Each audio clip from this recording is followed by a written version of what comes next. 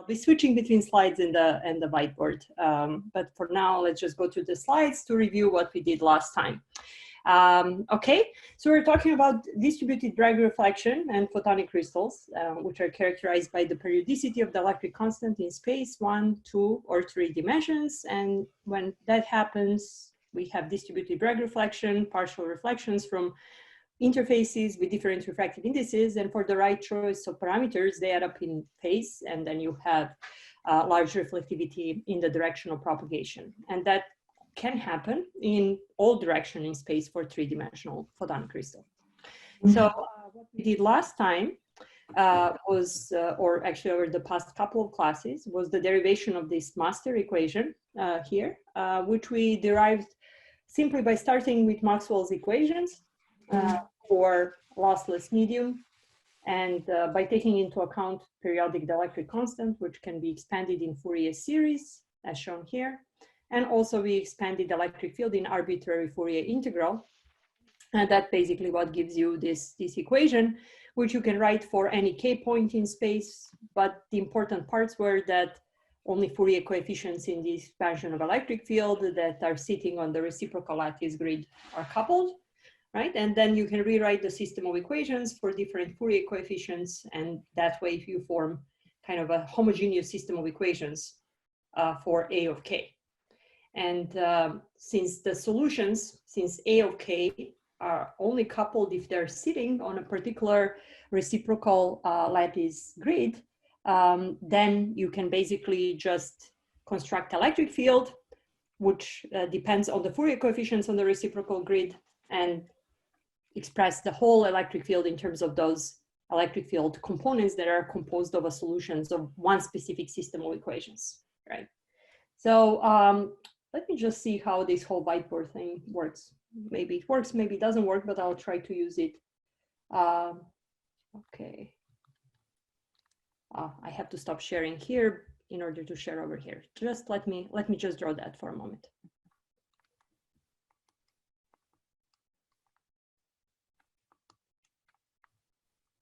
All right, you see this, right? Okay, so the point of this is that we have one specific k that we pick, right? And then we draw a reciprocal lattice around that k. So I'll just plot it. Let's assume that we have a rectangular lattice, but you can actually assume for any other type of lattices.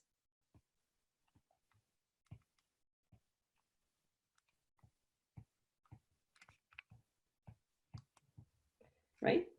And arbitrary vector here is a reciprocal lattice vector, right? So only A of k that are sitting on this lattice are connected by the system of equations, right? By one system of equations, which means that we can introduce normal modes that only depend on A of k that are sitting on this reciprocal grid, right? So you are only introducing A of k minus g into the expansion of the electric field. Okay, does that make sense? So you can write your particular normal mode as the sum over all reciprocal lattice vectors of A of k minus g, and then you have E of I k minus g r. Okay, hopefully we get better with this, but I just wanted to test how this is working out. All right, so now I have to stop sharing and go back to sharing this one.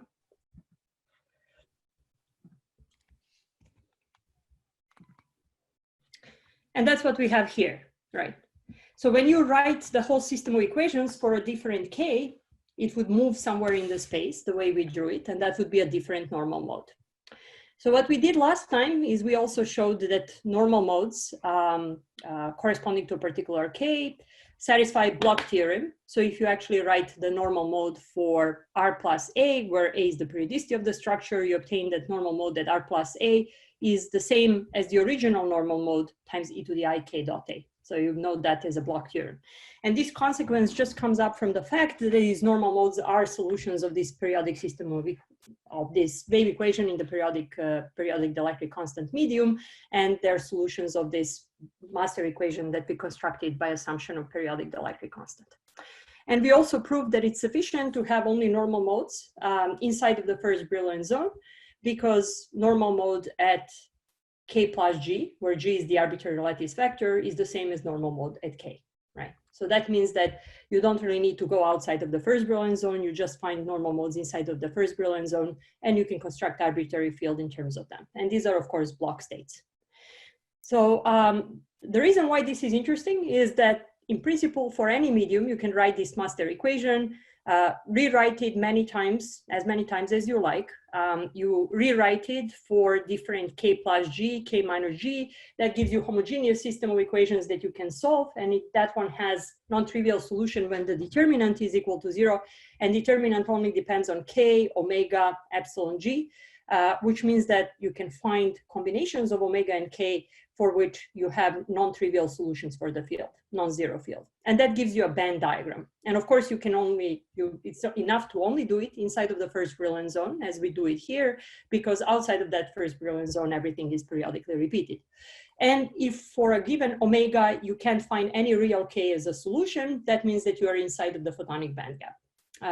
So that's basically the point of this, and we started doing that for one-dimensional periodic medium last time, and I will review that this time. So do you have any questions about this so far?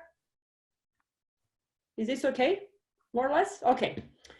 So it's a little bit easier to look into this in the context of one-dimensional medium because it's simplified. And in one-dimensional medium, of course, if you have periodic dielectric constant, normal modes would be one-dimensional block states, right? So you can write that as this periodic part, which is periodic with periodicity of the lattice in the z direction in this case, times the plane wave, like arbitrary block state in one dimension.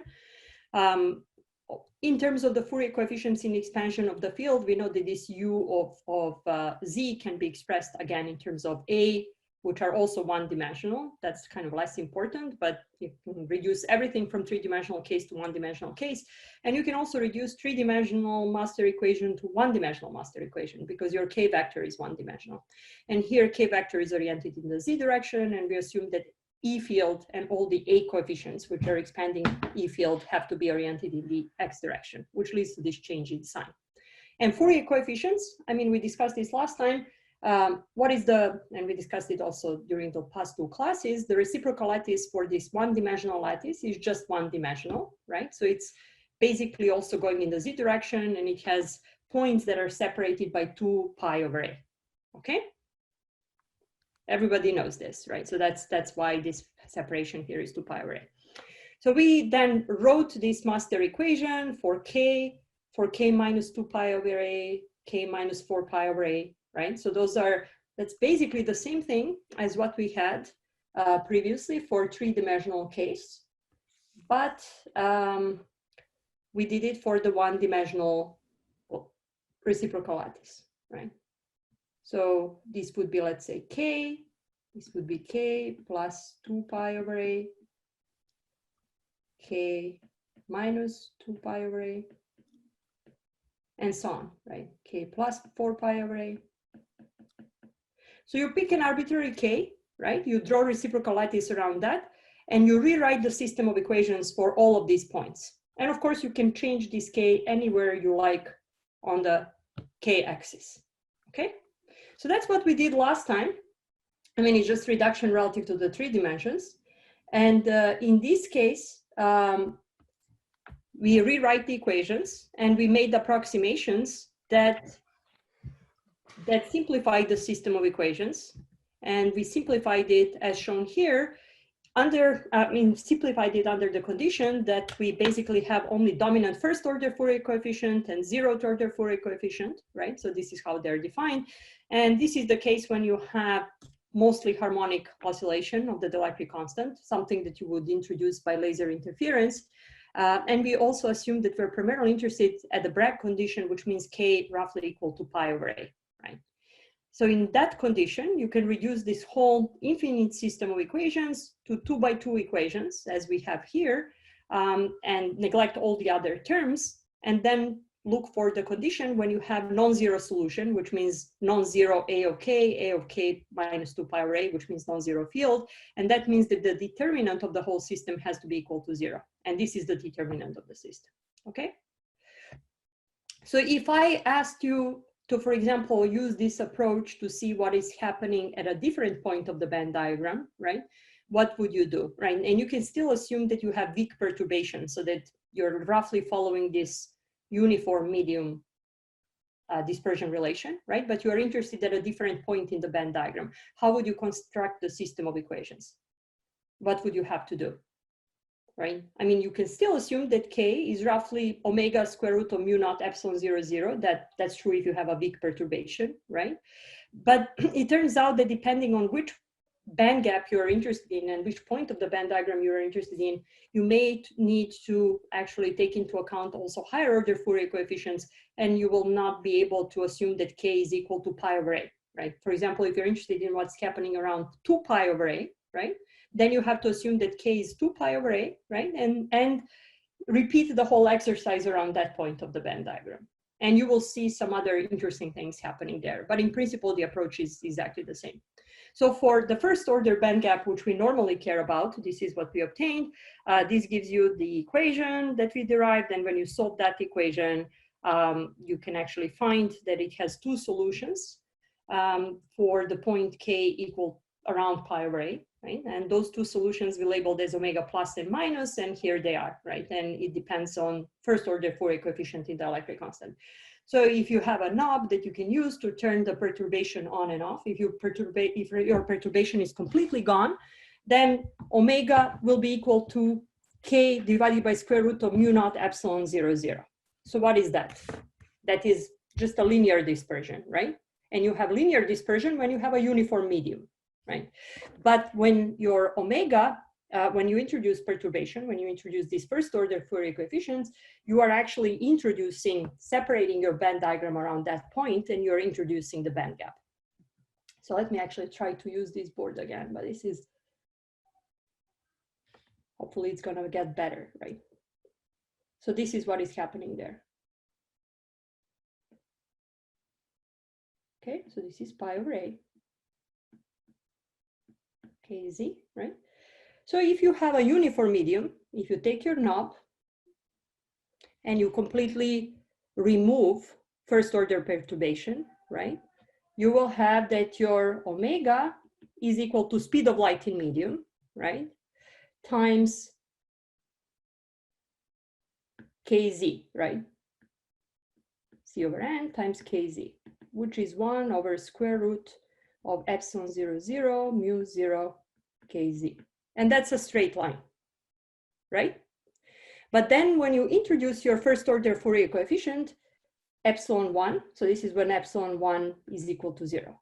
When you introduce first order Fourier coefficient epsilon 1, what happens is that you obtain 2 points here instead of this 1 point, right? And this 1 point we call omega 0.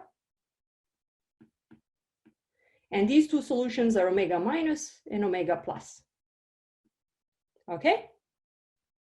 And keep in mind that we only solved this for the region around pi over A, because we made an assumption that we're solving it around pi over A.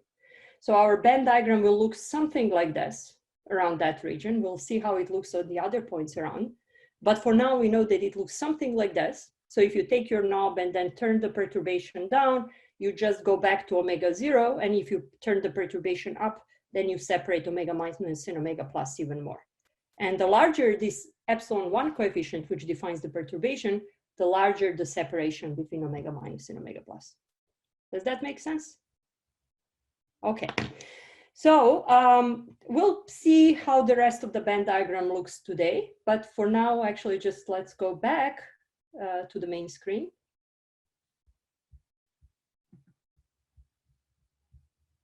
All right.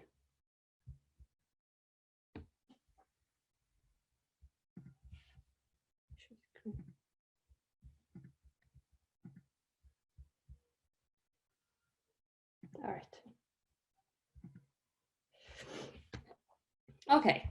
So separation between these 2 points, as we said, between omega plus and omega minus, depends on the first order Fourier coefficient. And that's because we were solving it for this first order band gap around pi over A point, right? So here it is. Separation between omega plus and omega minus scales as epsilon 1 divided by epsilon 0, 0. And omega 0 is this central frequency here, which is what you would obtain from linear dispersion if you had a medium which was uniform and had the electric constant epsilon 0, 0, right? Like on the plot that I plotted before.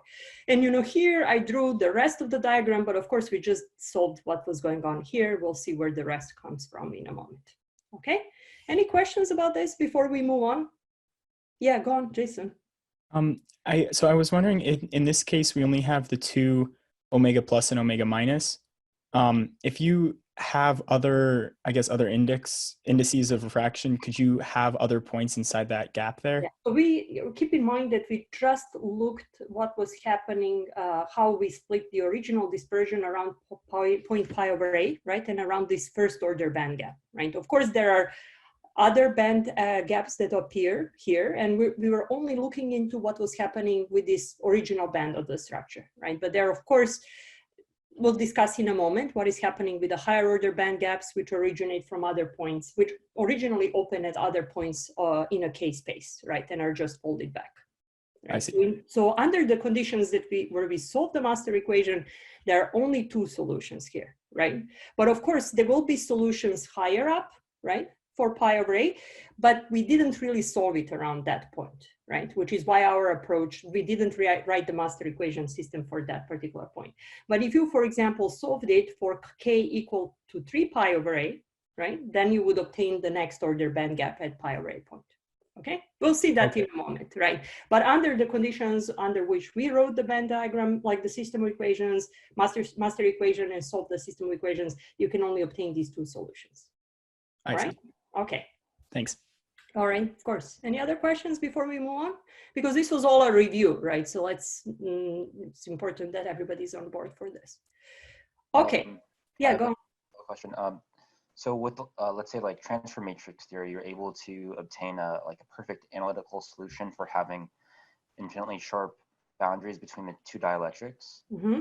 But yes. With this, it seems like you can't really do that because you'd have to sum over an infinite number of Fourier coefficients. Yes. Yes. So what is the, I don't know, conceptual difference between the two, and why can you solve the problem with one and not the other? Exactly. Transfer matrix theory, I mean, solving it with transfer matrices is not really giving you intuition on how size of the band gap depends on different parameters. It's a numerical method ultimately, right? You crank up parameters and you look how your stop band looks like as a function of the refractive indices.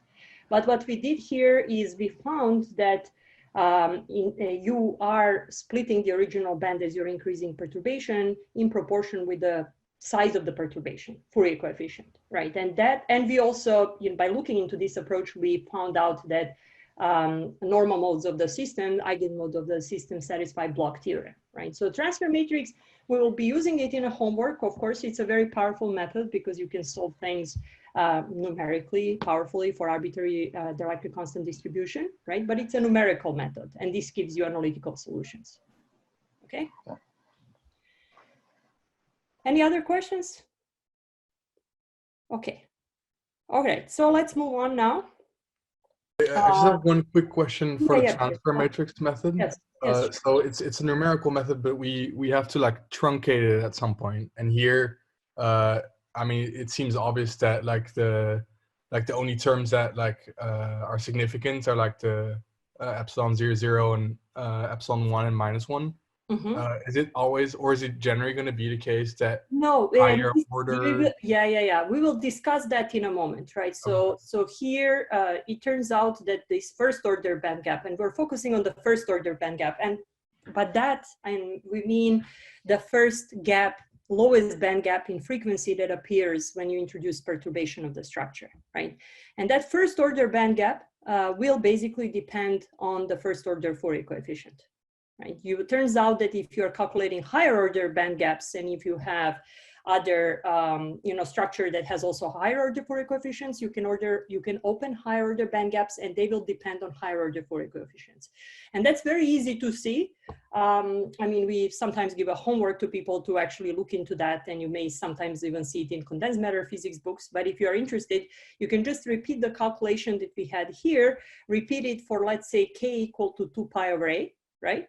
And write all the Fourier coefficients that you need to keep that are multiplying the right Fourier coefficients in the field. And you will see that this second order band gap that originally appears around 2 pi over A, but in fact, it will be folded back to 0. We'll see that band folding in a moment. Depends on the second order Fourier coefficient of your dielectric constant. That's in general. I mean, but you can actually construct some other type of dielectric constant where it would depend on some more complex relationship between Fourier coefficients. Okay. Yeah, and of course, this is, as you said, another thing that you cannot see from transfer matrix method. It is direct consequence of which Fourier coefficients of the dielectric constant are multiplying which A of K Fourier coefficients of the field. Okay, so that's direct consequence of the solution of the field. So we'll see some of that. Yeah, go on. Sure. If we have a dielectric distribution of several delta function, then we're trying to take into account of all Fourier components. No, if with this approach, actually you don't want to take into account all Fourier components. You definitely want to truncate your system of equations at some point. And if you analyze Fourier components, they will also not, unless you do something unusual with dielectric constant distribution, they will also be dropping off as you go to higher order Fourier components, right? Even for some Bragg stack that you have here. So you don't really have to go all the way to infinity in terms of Fourier components, right? I mean, you just truncate it wherever Fourier components become much smaller than, let's say, 10% of the principal Fourier component. But that depends, of course, on how your periodic dielectric constant looks like, right? So what I say is a delta function yeah. structure. Yes, yes. Delta function has the infinite amount of Fourier components. Definitely, yes, yes. No, but and they're separated by 2 pi over a, but the amplitudes of the Fourier components are not exactly the same. Right, as you calculate them from this expression, right, the amplitudes of the first, second, third, like 10th Fourier component are not the same. Yeah. Right, so that's what I'm meaning by the fact that you can actually pick how many you save depending on the problem and depending on the dielectric constant distribution, right? Okay, and again, depending on where you're solving for Venn diagram, as I said here, epsilon 1 and epsilon minus 1 would be important, and then when you're looking into what happens around 0 or 2 pi over a or 4 pi over a, different Fourier components will be important, but again, depends on which omega point you're looking into. But that will be a little bit more visible when we actually plot unfolded Venn diagram. Okay, so let's just go back to this. So we have omega minus, omega plus. We found that with the increased perturbation, the separation between them increases, right? And we didn't really prove that there are no solutions between omega minus and omega plus, right? So now what we will do is we will kind of plug in omega, which is between omega minus and omega plus, into master equation and prove that there is no solution. So let's for start just pick omega naught, right? And omega naught, remember, is just the frequency that you have when you remove perturbation, okay? So that's this straight line dispersion in free space that photon would have if it was traveling through a medium that has the dielectric constant, which is equal to epsilon 0, 0. And epsilon 0, 0, 0 is the 0th order Fourier coefficient, average dielectric constant of the structure, okay? So remember, you have a knob, you turn the perturbation on, you open a band gap, you turn it off, then you close the band gap and you go back to omega 0. But we didn't really prove that there are no solutions for any normal modes for omega between omega minus and omega plus. So what we will do now is we'll go back to master equation for one dimension, and then we plug in frequencies between omega minus and omega plus. And just for exercise, we'll plug in omega naught, right? Which is the frequency where you would actually have propagation before you turn perturbation on. So if you plug in omega naught, this is the system of equations that you obtain, right? And then from this system of equation, you can try to express K, to find K. Right, so it's just an equation where you can solve for K. And that can be solved actually analytically.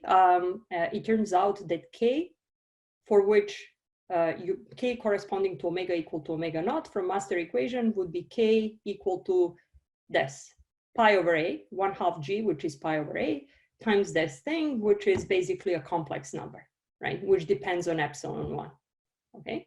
So when, I mean, nothing here is surprising. You remove perturbation, that means you remove epsilon 1, right?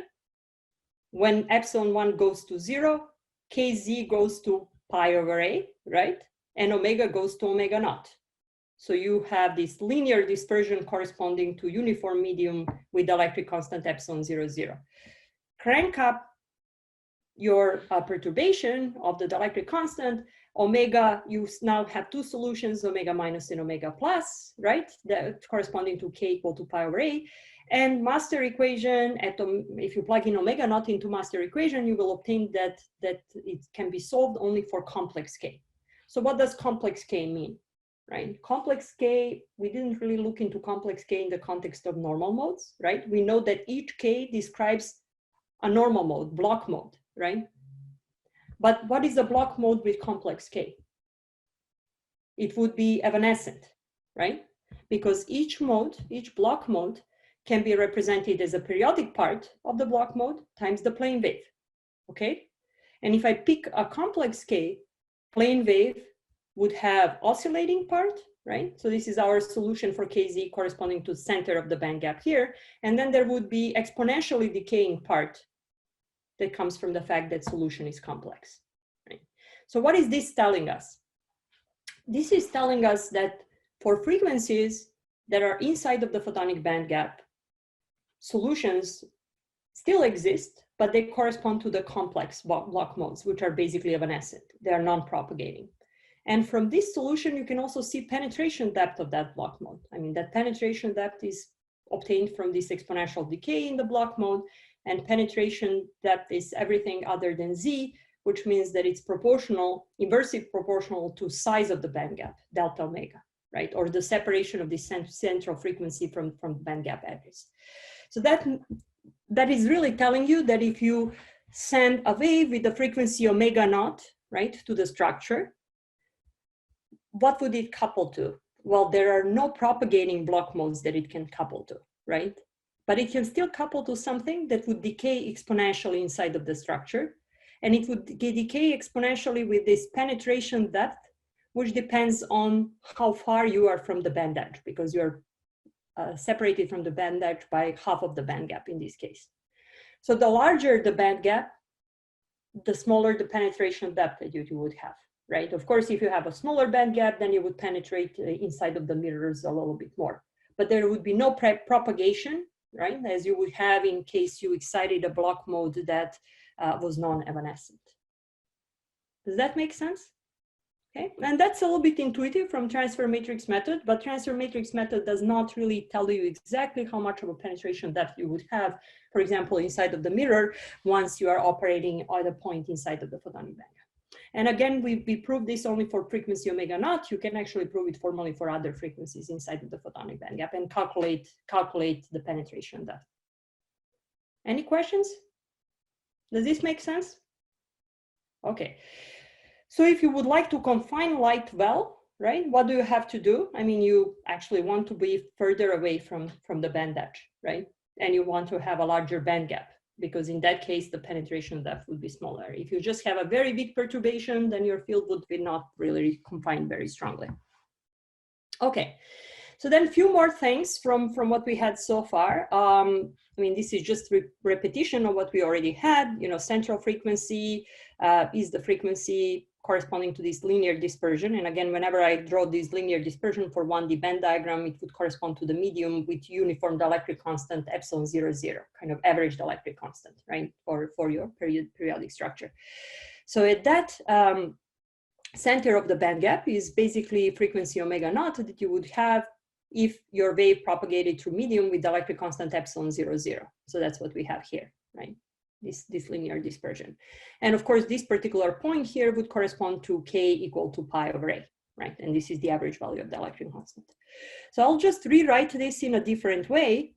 You know, here, I'll express a from this expression, right? And I will also label that 1/square root of mu naught epsilon 0, 0 is the speed of light in a medium with dielectric constant epsilon 0, 0, right? It's just speed of light divided by square root of epsilon 0, 0, which is speed of light divided by refractive index.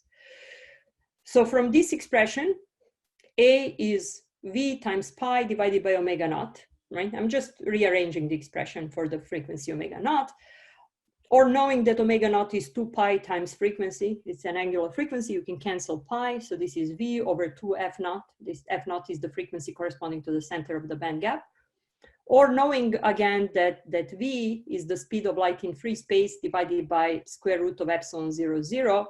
Speed of light in free space divided by frequency gives you wavelength in free space, right? Free space wavelength corresponding to frequency omega naught, divided by square root of epsilon 0, 0 divided by 2, right? I mean, this kind of may seem like a pointless exercise, but it's very important because it will give us an intuition of how you have to construct photonic crystal in order to construct a band gap at a particular point.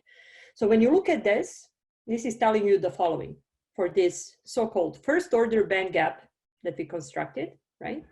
Frequency, wavelength, let's talk about wavelength. Wavelength at the center of that band gap is lambda naught, right?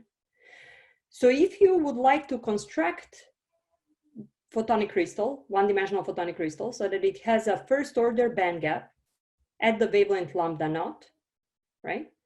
You have to pick periodicity of that crystal in such a way that it is equal to 1/2 of the target wavelength divided by square root of epsilon 0, 0. Epsilon 0, 0 is the average value of the electric constant defined here, right? So this is sort of like average refractive index. So what does that mean? Let's say you are using something like semiconductors to construct distributed Bragg reflector for telecommunication wavelength, 1.5, right? So lambda naught is 1550 nanometers or 1.5 microns, right? This epsilon 0, 0 or square root of epsilon 0, 0 will be somewhere around 3 or 3.5 for all of the semiconductors that we're typically using to make mirrors. Gallium arsenide, aluminum arsenide, silicon, they're all around 3 or 3.5. I mean, I'm just calculating order of magnitude, right? So this would be around 3, okay? So if you are constructing a photonic crystal or distributed Bragg reflector, because this is for one-dimensional structure, which has a band gap at 1550 nanometers, periodicity will be on the order of 1550 nanometers divided by 3, which is around 500 nanometers, divided by 2, which is 250 nanometers, okay? If you take periodicity, which is 5 microns, it's not going to produce band gap, first order band gap here, right? So this is giving you order of magnitude estimate on where the band gap will be. Does that make sense? Okay. All right. So we'll see that in a real example in a moment, right? So typically when people construct distributed Bragg reflectors or photonic crystals, they either etch materials to produce refractive index contrast, or they make stacks by depositing two different materials. And this is, I'll show scanning electron micrographs in a moment. This is what is typically used in vertical cavity surface emitting lasers, for example, where you stack gallium arsenide and aluminum arsenide to make mirrors. And we have them in our iPhone, right? So those types of lasers. So you take two materials, you grow them on top of each other. It's sort of like red and green that I had in my cartoon, right? But by looking into the relation that we just had here, you roughly will know what periodicity of that stack you need to have, right? So if you're building an infrared laser at 1550 nanometers, as we said, it should have periodicity around 250 nanometers, okay? So the addition of the two layers should be around 250 nanometers. A rule of thumb that people use when they're making stacks is that each layer in the stack should be 1/4 of the wavelength inside of that material, okay? So if you're growing two materials on top of each other and you wanna open a first order band gap at particular wavelength lambda naught, then you pick one layer with, let's say, high refractive index and H to be quarter wavelength thick. So it's 1/4 of the wavelength in free space divided by refractive index of the high index material. And the other material is lambda naught divided by 4 times refractive index of the low index material, right? So if you look at this, you have 1/4 of a wavelength in high index material, 1/4 of a wavelength in low index material. So on average, you have half wavelength of the total periodicity, which is the same as the rule of thumb that we had here, right? That at the central wavelength here, the periodicity is roughly half wavelength in the material with refractive index equal to the average refractive index of the material. Does that make sense? Okay. And if you took classes where you solved these problems of transfer matrices, you were probably looking into quarter wavelength stacks. Quarter wavelength stack right away allows you to open a band gap at lambda naught. It would be the first order band gap, right? Exactly like the one that we had on the plot before. So here is how that would look like, right? So this is a microscope image of a stack, right? We will revisit this later. So this here is gallium arsenide, aluminum arsenide stack, which was made for operation at the wavelength of 950 nanometers, so around 1000 nanometers, okay? And gallium arsenide and aluminum arsenide have refractive index around 3 for this wavelength range.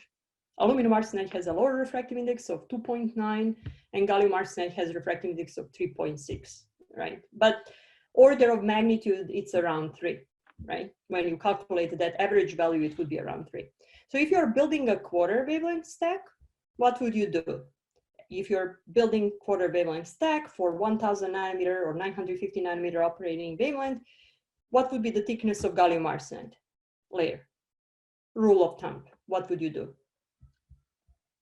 1000 nanometers, right? Divided by 4, divided by refractive index of gallium arsenide, which is 3.6, right?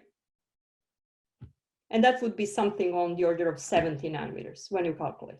Is everybody okay on board with this? And for aluminum arsenide, what do you do? Maybe someone else answers this. Thickness of aluminum arsenide would be what? Target wavelength, right? Quarter of that, which is 250 nanometers roughly, divided by refractive index of aluminum arsenide, which is 2.9. And that would be around 85 nanometers. So in total, periodicity would be 70 plus 85 nanometers, around 150 nanometers. So that would be exactly from quarter wavelength stack. But if you go to our rule of thumb, that is the central frequency or central wavelength of the band gap, periodicity is equal to 1/2 of the wavelength inside of the material with average refractive index of the material. Then you can calculate that periodicity should be on the order of 950 nanometers divided by 2, right, which is around 500 nanometers, divided by 3, which is roughly average refractive index. So that gives you around 150 nanometers again. Okay? Does this make sense? Do you have questions about this? It's kind of quite simple, but maybe you just missed what we were talking about.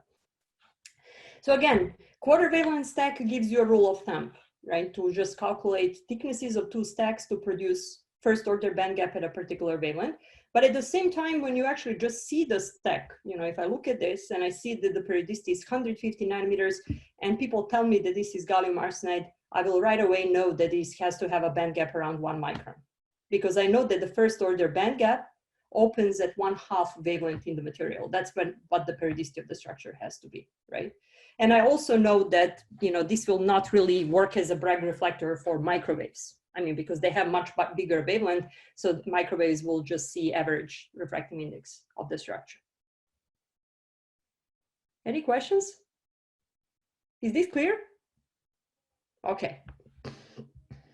I have one quick question. I guess I'm a little bit confused why we're using the average refractive index.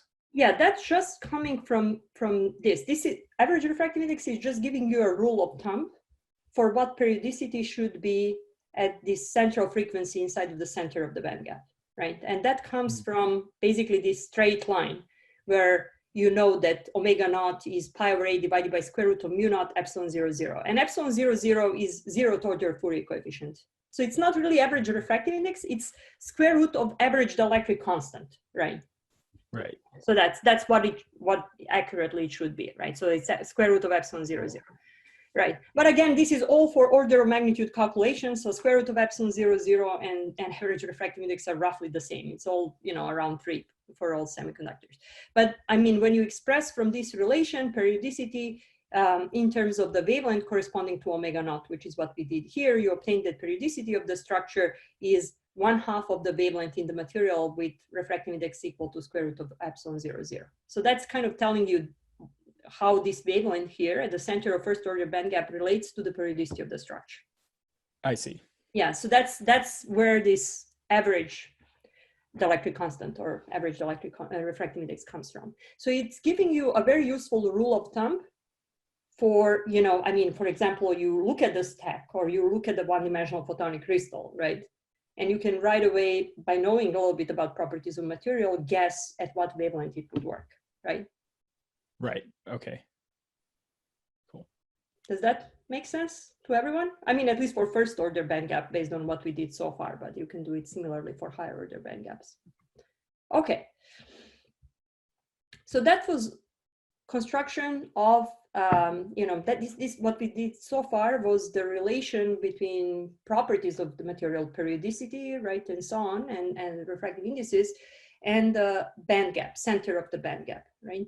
And we only kind of looked into the band gap around this pi over a point, right? And we looked at the size of the photonic band gap. We looked at the kind of what periodicity of the structure you need to in order to open band gap at a particular frequency or wavelength. We didn't really look into it away from that point, right? And of course you can solve it away from that point. It's not what we will be doing here because it would take too much time, and you can also solve it using some numerical methods, but we'll just see what happens in other Brillouin zones or what happens at very low frequencies so that we build some intuition about how band gap is supposed to look like. So another thing that is very easy to notice and to observe is the part of the band diagram, which is at very low frequencies, okay? So what is happening at very low frequencies? So far, we only know that when we remove perturbation inside of the material, photons would have the dispersion that follows the straight line, right?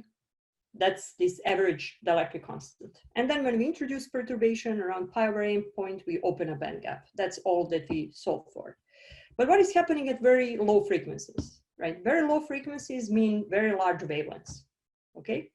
So if I construct a photonic band gap for wavelength of 1 micron using gallium arsenide, aluminum arsenide, or silicon, for example, and so on, from the analysis that we just had, that would imply that you have a periodicity of around 150 nanometers, okay? But these wavelengths here, very low frequencies, are very long wavelengths, right? So let's say I launch a microwave with wavelength of microns, right, or millimeters into the DBR stack that I just constructed for having a photonic band gap at the wavelength of 1 micron. What do I expect dispersion to look like in that regime? I mean, so launching something with wavelength of 10 microns into a Bragg stack that has periodicity of 150 nanometers would just mean that the wave is much larger than the periodicity of the structure. So wave will only sample average dielectric constant of the structure, right? So wavelength itself is much, much bigger. It's kind of like 10 or 100 stacks of this material, right? So you don't really have any influence of the structure more or less on the wave propagation. It will just see average dielectric constant, which means that intuitively at very long wavelengths or very short frequencies, we're expecting omega versus k for light propagating in that structure to follow a straight line, right? Corresponding to average dielectric constant. Meaning this whole photonic crystal is not really gonna have a much of an effect, right? It's just an average dielectric constant that has an effect on the wave. So in this region here, I expect it to be like a straight line, right? And here I know that I have opened a photonic band gap, right? And I know a little bit about the periodicity of the structure in order to open a photonic band gap at a particular frequency. So that's all that we know here. Is this making sense? What happens at very large wavelengths? Okay, and of course here, you know, in realistic systems, the electric constant depends on the wavelength. We're not really including that in the calculation here. We're assuming that it's roughly the same from the frequencies here to frequencies here, but in realistic system, you'll have to include it. The most important point is it will be linear, right? Because there is nothing interesting that is happening. The wave is much, much bigger than all the features in the structure. So it's not really producing any appreciable effect. So now after the break, because I think it should be a break time right now, we will see what is happening at the points pi over a, right? And where does this thing come from? Yeah, and why do we only look at the region from 0 to pi over a? Okay, so let's make a 5-minute break and then we'll continue.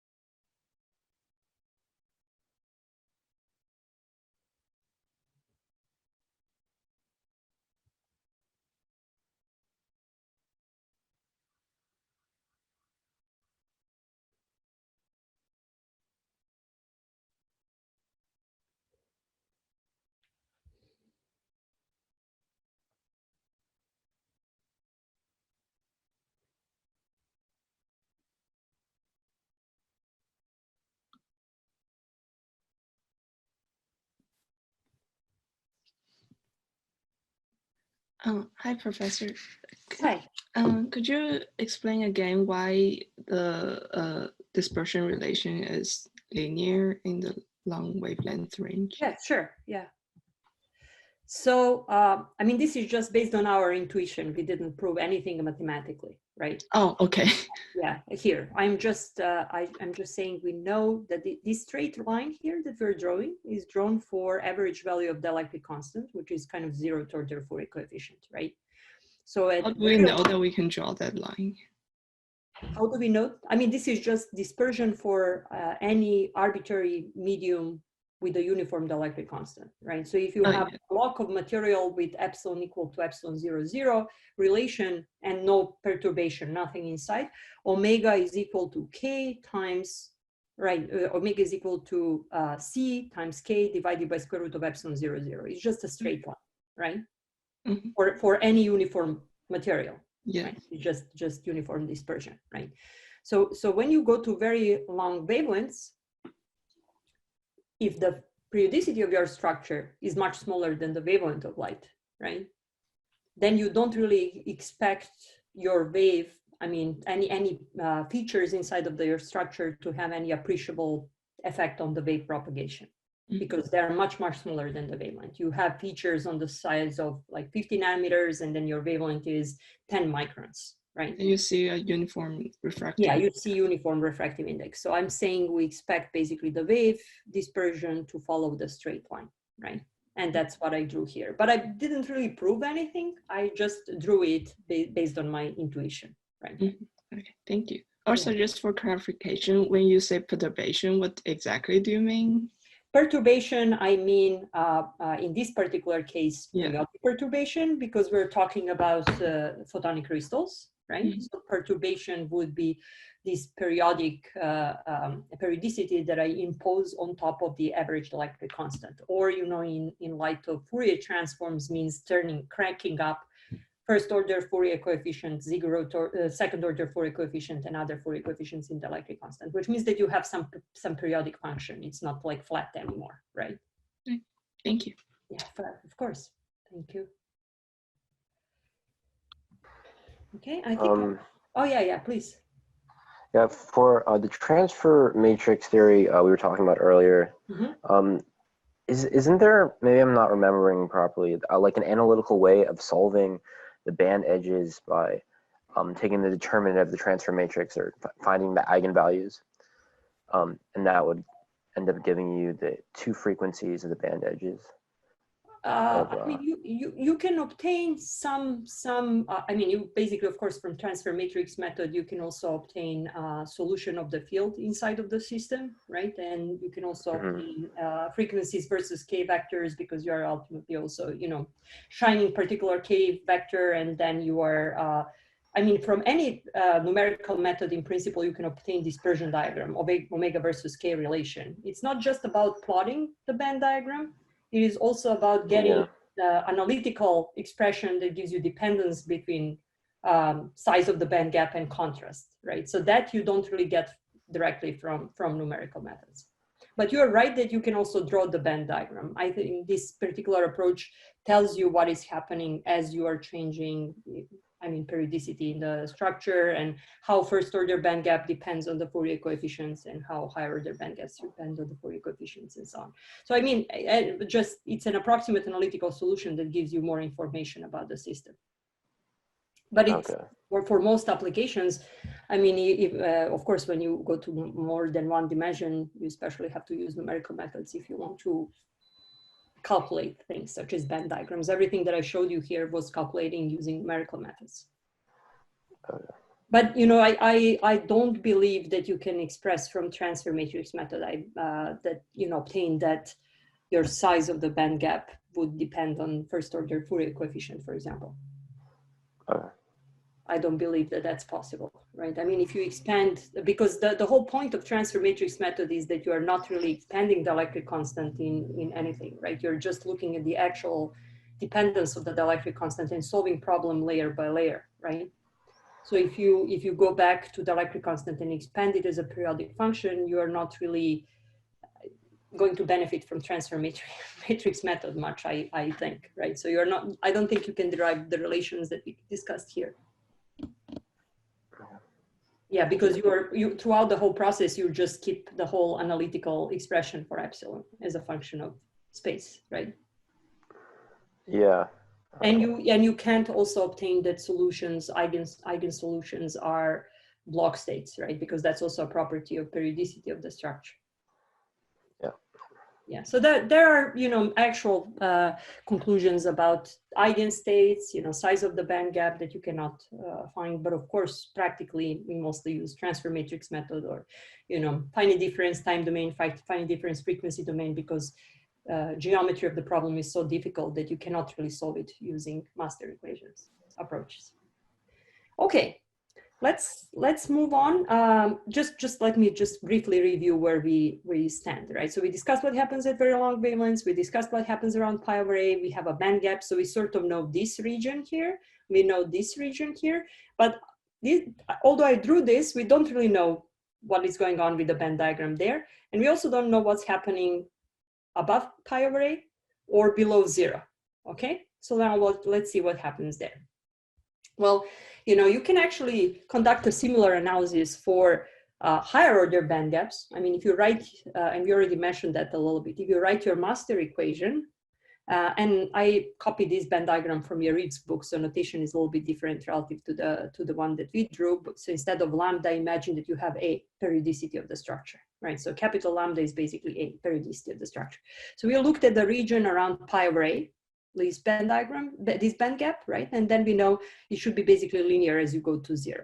This is not very correct because they just drew sinusoids, right? So it should kind of go as a straight line as you go to 0, right? But it was just easier to draw it that way, I assume, back when the book was published. So that first order band gap depends on the first order Fourier coefficient. It's at pi over a, right? You can rewrite master equation for 2 pi over a, right? The same way we wrote master equation for pi over a and frequency, which is equal to roughly pi over a times square root of 1 over mu naught epsilon 0, 0, that omega naught frequency. If you rewrite master equation for roughly double that frequency and k equal to 2 pi over a, right? You will obtain what we discussed a few minutes ago, that this band gap will depend on second order Fourier coefficient. And then when you rewrite the master equation for 3 pi over a and frequency roughly equal to 3 times omega, you will find this third order band gap that depends on third order Fourier coefficient. So if I draw a straight line that goes like this, right, with the slope equal to 1 over square root of epsilon 0, 0, that would be the propagation of a photon through a medium with averaged electric constant epsilon 0, 0, right?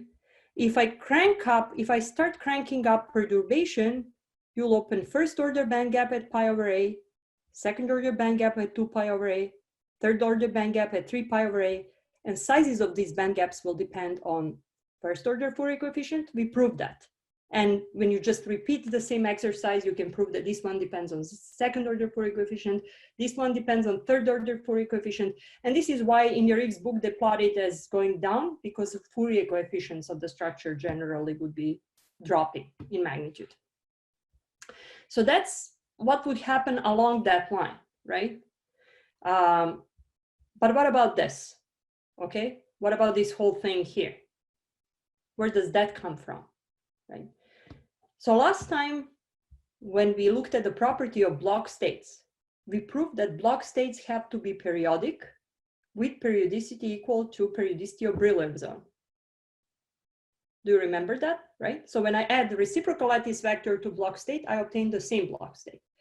So when I solved for band diagram along this line, right? Let's say here, right? I obtain block states corresponding to k equal to pi over a.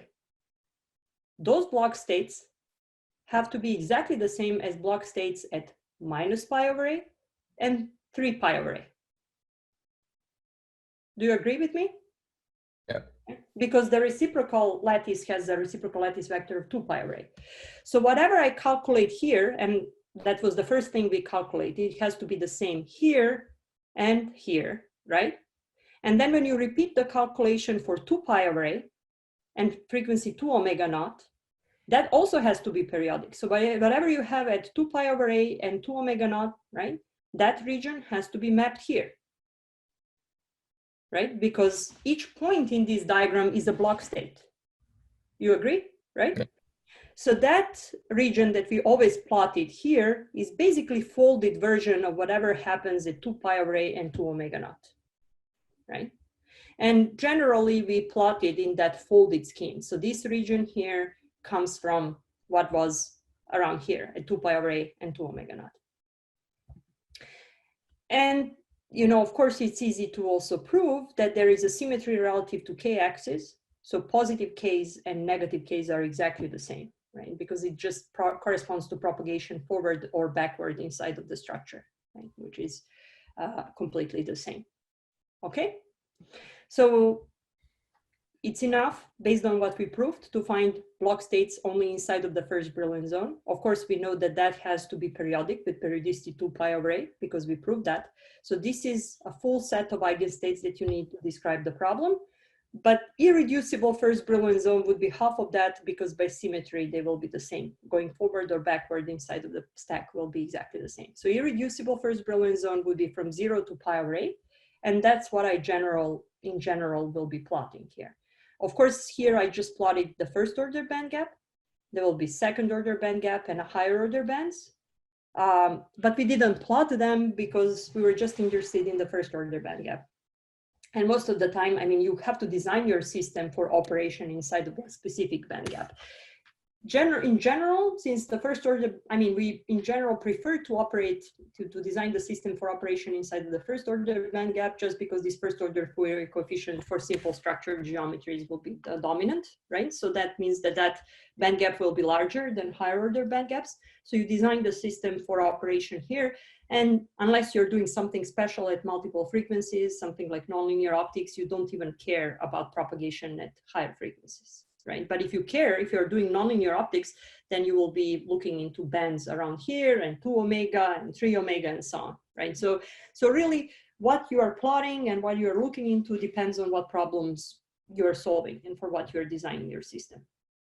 Does that make sense?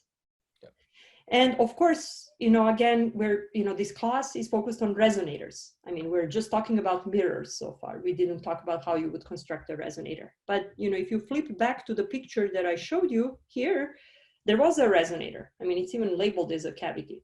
There was one mirror on top, the other mirror on the bottom, and then there was this extra region here, which breaks the periodicity.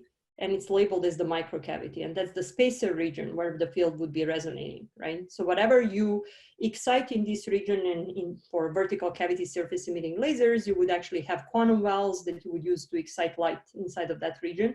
You would excite it at the frequency of the band gap, right? You design it so that emission is at the frequency inside of the band gap, and that would be reflected on top by one DBR, on the bottom by the other DBR, and it would be resonating inside this region, right? So that's the whole idea, how these mirrors are useful to make resonators. Okay, so going back to what we already said, this is just a summary, right? So if you have your magic knob that you can use in order to turn on perturbation, periodic perturbation inside of the system, to turn it on and off, you know, this is how the dispersion would change. So you have omega and k in the z direction here. If you start with the medium with uniform refractive index n, which is, let's say, equal to square root of epsilon 0, 0, like square root of the averaged electric constant, then omega would follow the green line, right, relative to k. And then you start cranking up your Fourier coefficients. When you crank up the first order Fourier coefficient, you open a band gap here, second order band gap, third order band gap, and so on, okay? So you will start opening these band gaps at higher and higher frequencies. And of course, in the folded Brillouin zone scheme, you can map all of those band gaps back into the first Brillouin zone, because we know that all the block states have to be completely periodic. Okay, any questions about this before we move on? So now I'd like to spend the rest of the class looking into electromagnetic field distribution inside of this bands, right? So far we just looked at their frequencies and we looked into size of the photonic band gap, but we didn't really tell anything about how electric field looks here and here. All we know is that when we plot band diagrams, and that's the case for any periodicity of photonic crystal, each point here where we draw a line in omega k space would correspond to block states. And if it's one-dimensional periodic crystal, photonic crystal, one-dimensional periodic structure, then it would be one-dimensional block state, right? If it's two-dimensional, there would be two-dimensional block states and so on. So for one-dimensional photonic crystal that we're discussing now, we know that at pi over a, we will open a photonic band gap. And we also know that these eigenmodes at omega minus and omega plus with k equal to pi over a would basically be block states corresponding to kz equal to pi over a. You agree with me, right? So it's basically plane wave corresponding to kz equal to pi over a for both of them. And this part, u of z, for both of them has to be a periodic function with periodicity equal to periodicity of the lattice, which is just a. Okay? So I have the same plane wave with periodicity pi over a, right? Multiplying periodic function with periodicity a. So the question is, what is the difference between these two block modes at omega minus and omega plus? How are they different? Okay, what makes them different? Because I know that every point here is a block mode. What's different between block mode here and block mode here, right? Because they have the same k and they're multiplying periodic function, which is exactly the same periodicity. How are they different so that their frequencies end up being different? And that's what we'll be discussing now. And that leads to basically this whole idea of the electric and air band, or the same story with conduction and valence bands in semiconductor. It's pretty much the same story. We'll actually draw an analogy later. So what is going on here, right? So at omega minus and omega plus for k equal to pi over a, we have two block modes that have exactly the same periodicity. Plane wave has k vector equal to pi over a. So you have basically e to the I pi over a times z. So what's the periodicity of that, right? Periodicity of that, if you look at cosine of pi over a times z, that's a function with periodicity 2a, right? And then you have that multiplied by the function that has periodicity a, because u of z for both of them has periodicity of a. Right, so both of them have to have periodicity 2a, 2 times periodicity of the lattice. And here lattice is plotted in blue and green. Those are materials with high and low refractive index, right? So blue is high index and green is low index, right? So from blue to green is a, and from blue to blue, from blue to blue is a, and from blue to another blue is 2a, right? So it turns out that these two modes would differ in how their electric field is aligned relative to the underlying structure, right? So if you just think about two block modes that both have periodicity 2a, which would be the case for pi over a point in k space, you certainly can translate them relative to the underlying lattice. So that in one case, antinodes, maxima of electric field, line up with high index region, right? And in the other case, maxima of electric field line up with low index region, right? So that's what is drawn here. And then if you look at the electric field energy density, epsilon E squared, it would look like this for one band, and it would look like this for the bottom band, right? So for the band where you have maxima and minima of field in high index region, most of the energy density for electric field would be in high index region, and for the other one, it would be mostly in low index region. And of course, this is an approximation. I mean, we just plotted sinusoids here for block modes. I mean, block modes are generally more complicated than sinusoids, but it is correct that this would also satisfy block theorem, right? Because you have a plane wave with periodicity 2a, multiplied by constant, and constant is a periodic function as well, right? So this is kind of good to illustrate the problem. What is local power? Do you mean local electric density? Yes, yes, local electric density, yes. So it turns out that, you know, what is different between these two block modes is that the one that has lower frequency would tend to concentrate electric field energy density in high index region, and the one that has higher frequency would concentrate electric field energy density in low index region. So what is different is how their electric field lines up relative to the underlying dielectric constant. And we will prove that the one that concentrates electric field more in high index region has to have a low frequency and the other one has to have higher frequency. We'll prove that in a moment. But for now, it's just important to see that there are different ways of arranging periodic function relative to the underlying lattice, and they would see different refractive index distribution, right? Interact differently with refractive index distribution, which would lead to changing their frequencies. This is exactly the same in semiconductors, for example, when you have conduction band and valence band and band gap in between. What is different in block function for an electron in valence and conduction band? The difference is how probability distribution lines up relative to the periodic potential, right?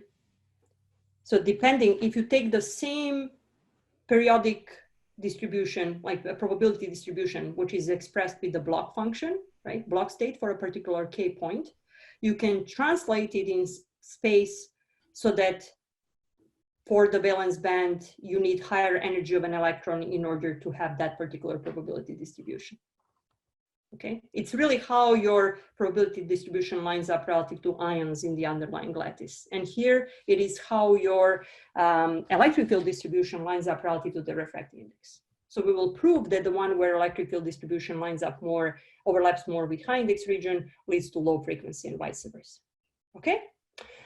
So to compare with the condensed matter, it seems like the band diagram here are always the direct band diagram.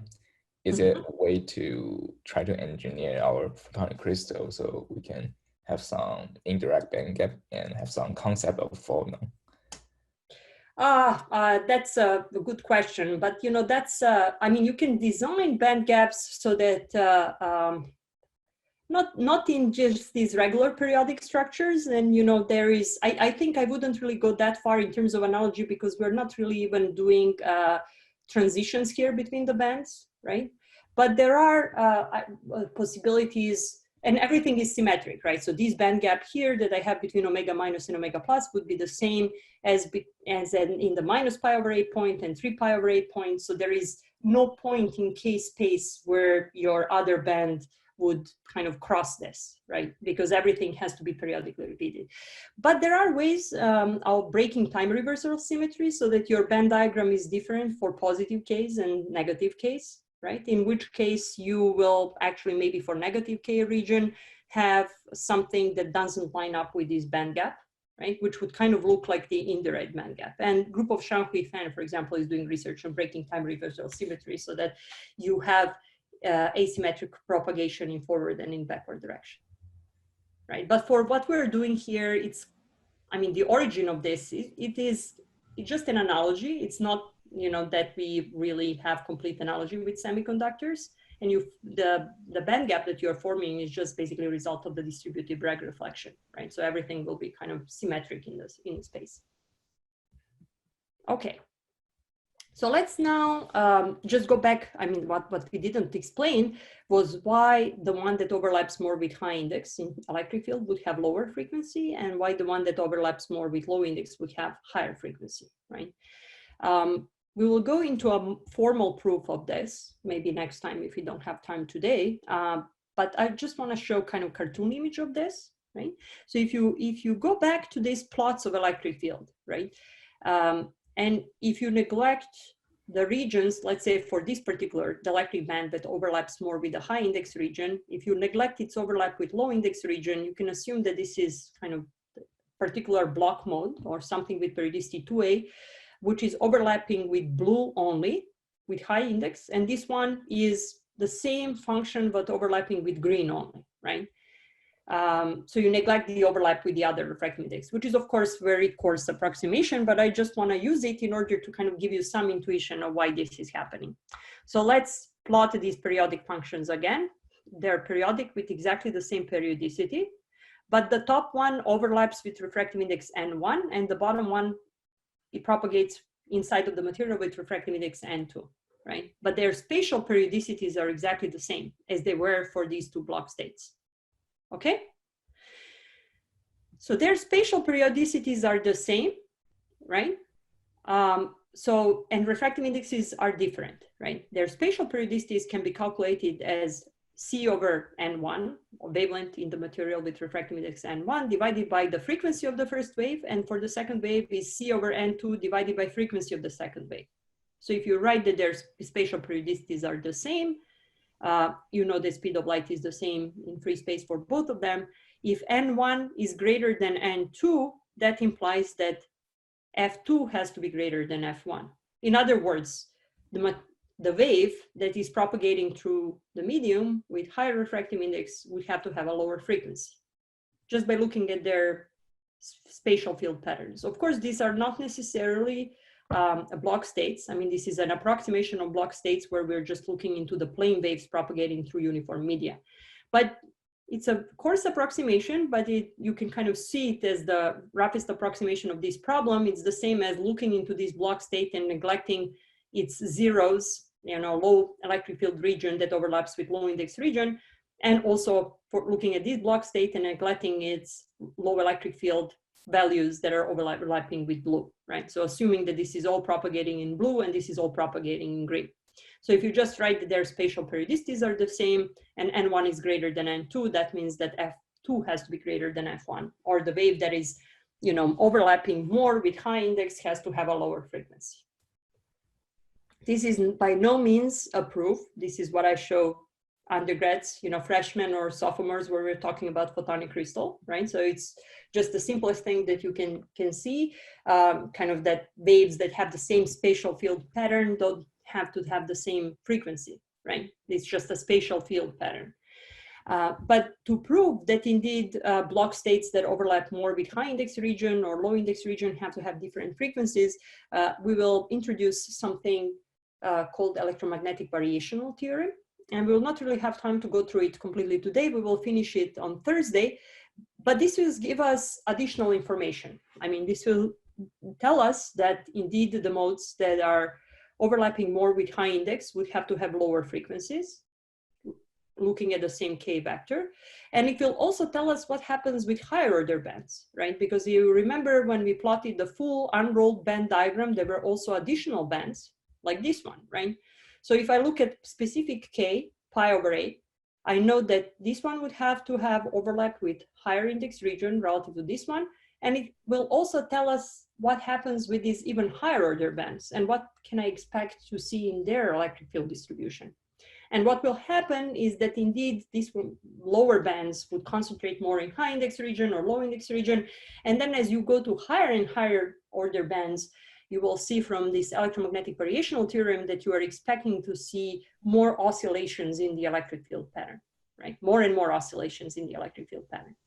And that will exactly tell you how kind of you can have electric field distribution varying between block states that have exactly the same K vector and the same periodicity. Okay, so next time we will finish the electromagnetic variational theorem. And then we will use it to study different bands inside of the photonic crystal. And then we'll spend the rest of the class talking about two-dimensional photonic crystal band diagram. All right. Okay. So thank you, folks. I'll see you on Thursday. Bye.